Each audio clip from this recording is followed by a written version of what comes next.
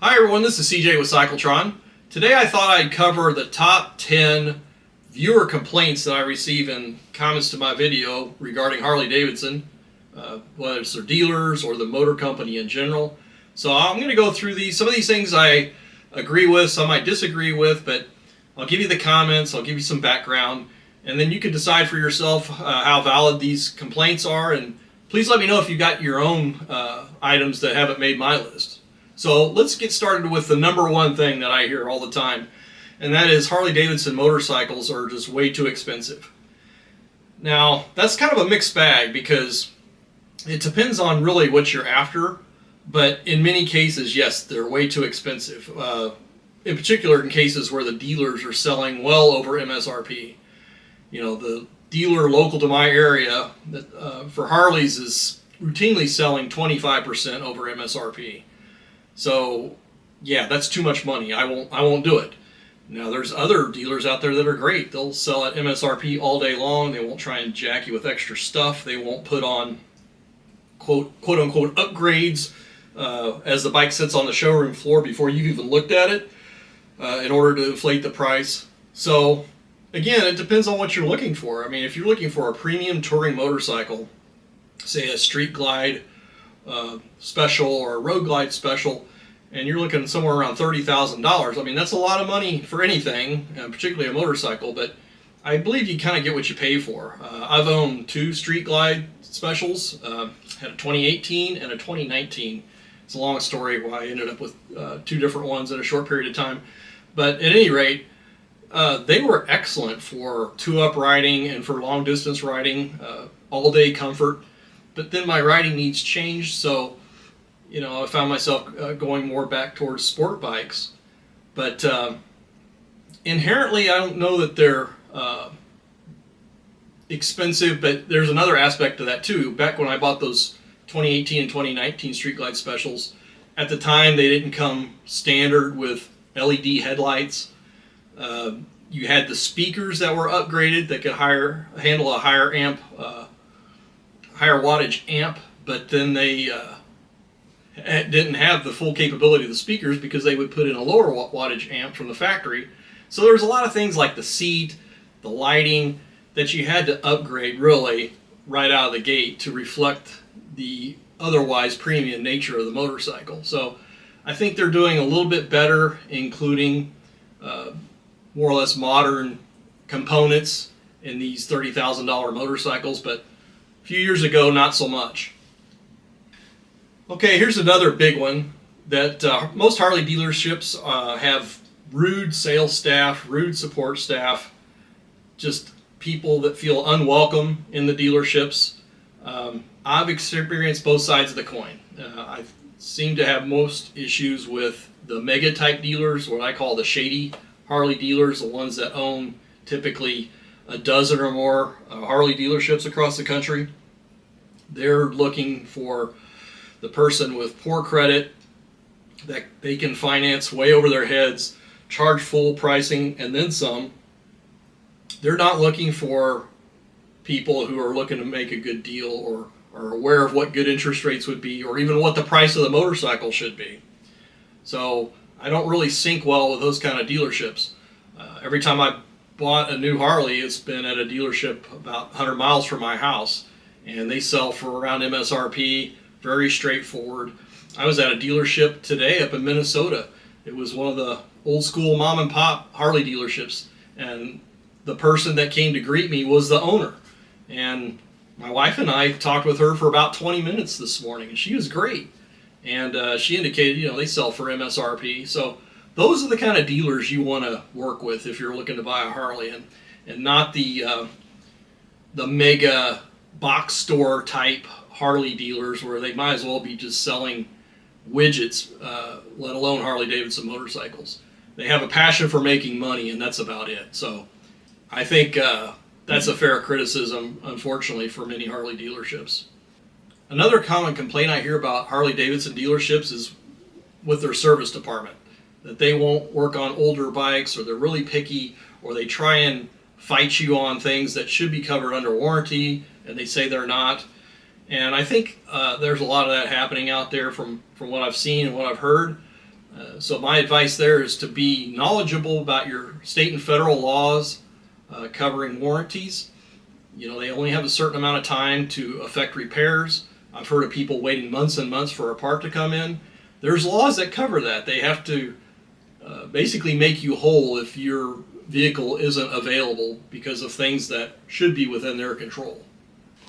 But they can also be pretty picky about what they decide to work on or won't work on. It's becoming more and more common, not just with Harley dealerships, but other types of motorcycle dealerships, that they won't work on older bikes, even bikes that are only 10 years old. And there's a lot of reasons for that. They don't want to get stuck with a bike that ends up needing more things than they thought when they get into it, or there's a parts availability problem. I think as much money as Harley's charging for these motorcycles, they ought to offer a more long-term support for their customers and be willing to take these bikes on, especially if you bought it at that dealership. I really don't think it's right that they just turn their nose up at it. You know, my boys and I took a wrecked 2020 Harley Roadster, bought all OEM parts. My boys put the bike back together, and it was in good running order. I decided to bring it back to my local dealership to have them look at it, just do an inspection, do a once through. And when they asked me, you know, what the reason was, I told them, well, we've restored this bike that was salvaged. They didn't want to touch it. They're like, we're good. We don't want the liability. I'm like, really? So yeah, that kind of rubs people the wrong way. I mean, that was after I probably spent close to $3,000 in parts at that dealership, and they wouldn't want to look at how I put it back together, or my boys in this case. So when it comes to that whole issue of dealerships not wanting to work on older bikes, I suggest you seek out and get a good relationship with an independent shop who can help you look after your bike years to come if you're not doing the work yourself. Another complaint I hear, and this would be number 5 if you're keeping track at home, is that Harley Davidson motorcycles are unreliable and that the M8 engine is just a piece of junk, that the engine that they started putting in bikes in 2017. As I had mentioned, I've owned 2 Milwaukee 8 Street Glide Specials, and they were great. I didn't have any reliability issues. You know, I know a lot of people had the oil engines, had the engine oil sumping problem early on. I think they've addressed that. I heard that people who were early buyers of the Pan America or Sportster S had to deal with all kinds of issues. But again, I think they're getting those kinks worked out. I mean, you have that with any new model. Conventional wisdom is that you really don't want to buy the first generation of any radically different product, or particularly a vehicle in this case. I know Indian had difficulty with their Challenger when it first came out. So again, I think Indians work through those issues. But so in a nutshell, I really don't agree that Harleys are unreliable or poor quality. Number 6, that is the complaint that Harleys nowadays are only for rich urban bikers, or rubs as people refer to it as. I've actually been hearing this complaint for 25, 30 years now, really since Harley Davidson reinvigorated the entire company back in the late 80s, early 90s. And I mean, I look at it this way. Where would Harley Davidson be if they didn't have that group of customers who were willing to buy the latest motorcycles coming down the pike? I mean, to the extent that these people aren't real bikers and unload them a few years later, that maybe they largely set in the garage, if these people truly aren't riding them, then they're doing a service to the people buying used bikes by creating a market of used bikes. So you have to ask yourself, would Harleys have survived had these customers decided, hey, I don't like being called a rub, I'll go buy a Hayabusa or a Ninja or something like that, so I don't have to hear that. So I don't think it's a fair criticism. So number 7 here is, I've heard that some Harley Davidson service departments have either not solved a problem or misdiagnosed a problem or messed something up when somebody brought a bike in for service. And I think this is becoming more prevalent across the industry. I think people are getting less and less training and have less experience for what they're paying for these people to work at dealerships. I took my 2020 Katana into my metric dealer. I normally do the routine maintenance myself. Can't remember exactly what I had going on, but I was in a hurry. Took the bike up there, and I'm doing an oil change. I get the bike home, and it's leaking oil in my garage. And come to find out, the technician saw fit to use a screwdriver to pry the crush washer off the drain plug and left a deep gash on the flange of the drain bolt. And oil was seeping along that giant scratch and dripping on my garage floor. Well, there's no reason for somebody to bungle a simple oil change, so it makes you wonder if they could have handled something a lot more complicated in terms of repairing that motorcycle. Number 8 is you hear that Harley Davidson dealerships, or many of them, use predatory sales practices, and I think this is 100% true. I've been into my local Harley dealer, test rode a bike. It was a Street Bob 114. I really liked the bike. Tried to get a price because I know they weren't selling at MSRP. They were selling well above. So it's like, hey, give me an idea what you'd sell this bike for.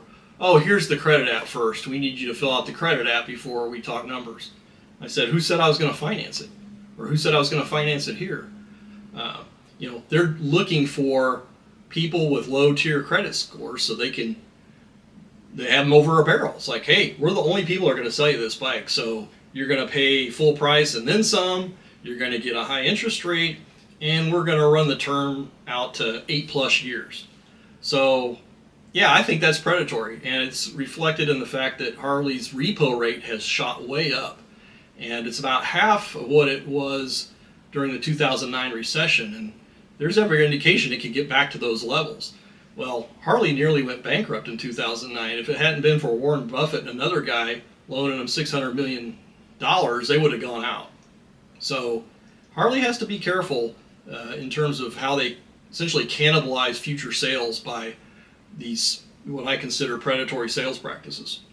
Number 9 here is closely related to the financing practices that I just mentioned, and that is Harley Davidson Motor Company, the corporation, is too focused on short-term profit at the expense of long-term viability for the company.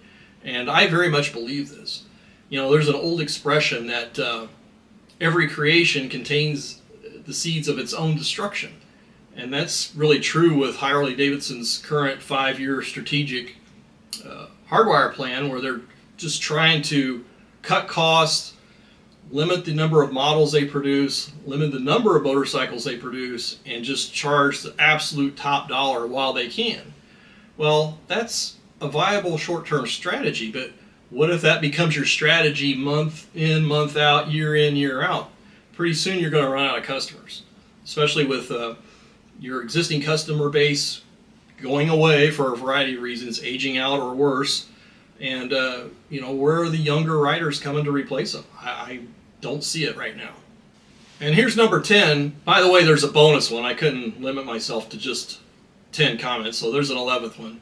But number 10 here that I hear people complain about for Harley Davidson is that they don't want to be associated with what they consider to be the dirtbag Harley image.